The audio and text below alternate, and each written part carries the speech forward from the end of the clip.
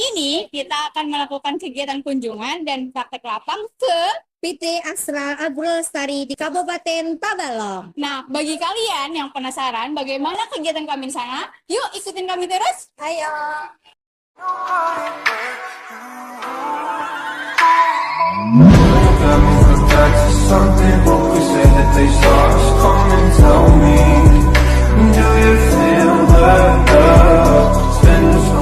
Nah, sekarang kita telah berada di PT Astra Agro Lestari, di pembibitan kelapa sawit. Yuk, masuk ke dalam.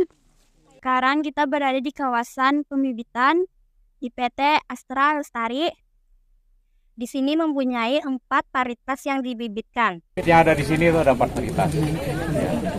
Total bisa dibedakan dari warna papan penanda. Bisa dilihat itu, ini adalah jenisnya Nirmala. Jadi semua yang berwarna merah itu adalah Nirmala, ditanam pada tanggal 28 bulan April kemarin. Jadi umurnya saat ini udah kurang lebih 5 minggu. Nirmala adalah produk bibit dari Astra sendiri. Jadi bibit yang kita tanam di sini adalah hasil dari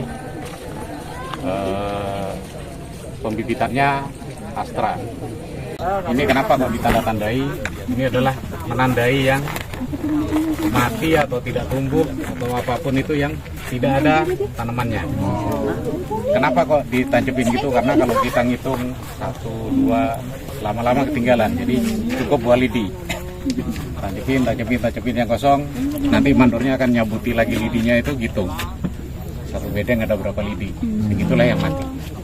Nanti baru dikembalikan lagi lidinya sebagai penanda bahwa yang tumbuhnya entah bambu entah lidi itu bukan tumbuh sawit. Sama Ibu siapa? Ibu Henisri. Ya. Jadi Ibu, ini tadi untuk tanaman apa? Ini namanya kacangan. Ya, bahasa itunya menggunakan pupuk MB ini. Ini dia gunanya untuk LCC atau leguminase cover crop. Jadi sebagai pelindung tanah itu untuk menjaga kelembapan. Aplikasinya itu nanti kalau sudah replanting, kalau sudah yang tanaman umur 1 tahun sampai 1,5 tahun yang dibawa ke replanting, ditanam. Nah, sebelum itu kita harus menyiapkan lahannya dulu gitu. Jadi kacangan ini ditanam sebelum bibit palmanya yang ditanam. Ini minimal 30% dari lahan sudah tertutupi oleh kacangan, baru kita tanam. Untuk transplanting yang tahun ini kita pakai yang MB. Kalau yang sebelum-sebelumnya dulu PJCM tuh ada 2 jenis, ada yang berbulu, nah itu kita tidak pakai lagi. Jadi makanya sementara untuk yang tahun ini pakai yang MB. Warna MB bedanya dia tidak berbulu, lebih cepat besar, lebih cepat, lebih mudah tumbuhnya, tapi juga lebih gampang mati gitu. Ini jadi tanya kalau benihnya tuh itu ada masa pemecahan dormansinya kedua atau langsung ditanam ke bag? Ini kita SOP-nya dikecambahkan. Ya, jadi biji kacangnya itu kita kutip, dilukai dulu ujungnya sedikit supaya memudahkan dia tumbuh tunasnya itu. Nah, setelah itu biasanya direndam selama 30 menit, habis itu dikecambahkan 2-3 hari baru kita bisa tanam ke baby bag. Terima kasih. Yuk sekarang kita lanjut ke tempat selanjutnya. Ayo. Sekarang kami sudah di tempat pembibitan utama. Setelah yang di sana tadi, Kalau tadi pre-nursery ya, ini sudah masuk ke minor seri. Artinya minor seri itu sudah pembibitan utama. Kalau tadi kan pembibitan awal, ini sudah masuk ke pembibitan utama. Jadi disinilah nanti semua jenis seleksi itu harus sudah dilakukan. Artinya dari umur bibitnya, kemudian genetiknya sudah mulai nampak jelas kalau di minor seri. kalau tadi ada yang nanyain tidak keseimbangan unsur hara. Kalau ada tidak seimbangnya unsur hara itu biasanya warna daunnya. ada daun itu strip putih, strip kuning. Mulai diliritkan ke Adat. iya tambah jarang. Kalau yang kena jamur ini bercak daun tadi ya. Bercak. Jamur ini Ini kena bercak daun, artinya jamur pulvularia kalau di istilah di sini. Pulvularia, jamur bercak daun. Kalau di sini penyiramannya 2 kali. Volume air di sini kan dibutuhkan sudah 2 liter per hari.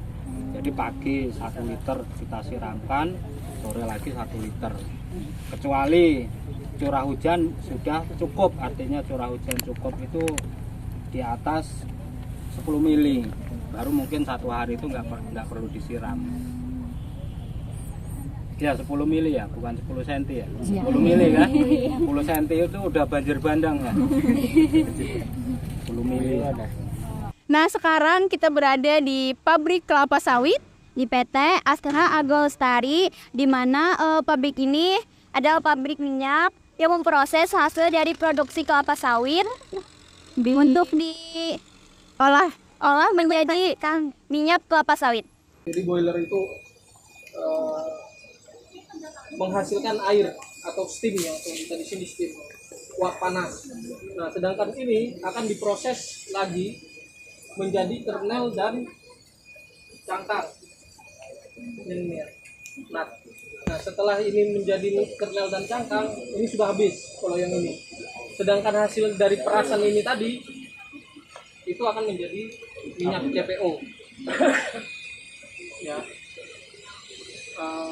Ada yang ditanyakan prosesnya ya? Kalau indikator kualitas dari minyak CPO-nya tuh gimana? Kalau menjadi kualitas itu ada di TBS itu sendiri. Jadi panen harus matang, merah merata, kemudian brondol, kalau standarnya brondol 10 ya, untuk TBS inti. Untuk TBS luar itu di paling tidak 5 brondol. Karena kita membeli TBS luar itu maksudnya TBS yang kita beli dari masyarakat. Kemudian menghasilkan berapa minyaknya dalam 1 TBS. Jadi tonase TBS atau ton TBS itu sama dengan 20 sampai 24%. 20 sampai 24%. Ya, minyaknya. Jadi yang menghasilkan minyak yang mana? Ya seratnya ini. Serat dari brondolan ini. Jadi kalau kita kupas, jadi bukan dari dalamnya itu ya.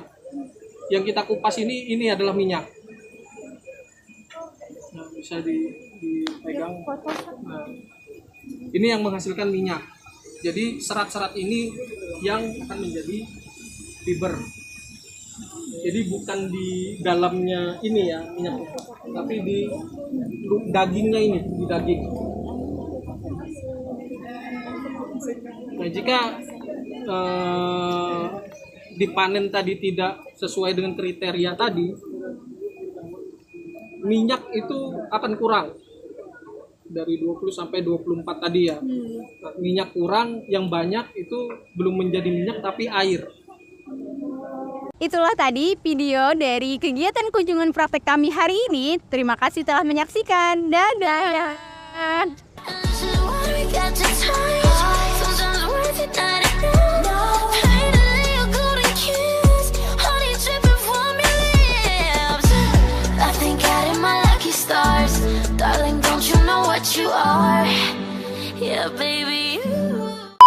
Di sini ada 4 varietas yang dibibitkan. Ya lo.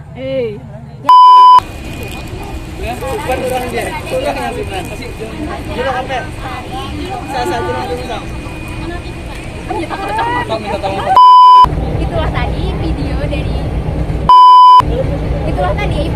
kegiatan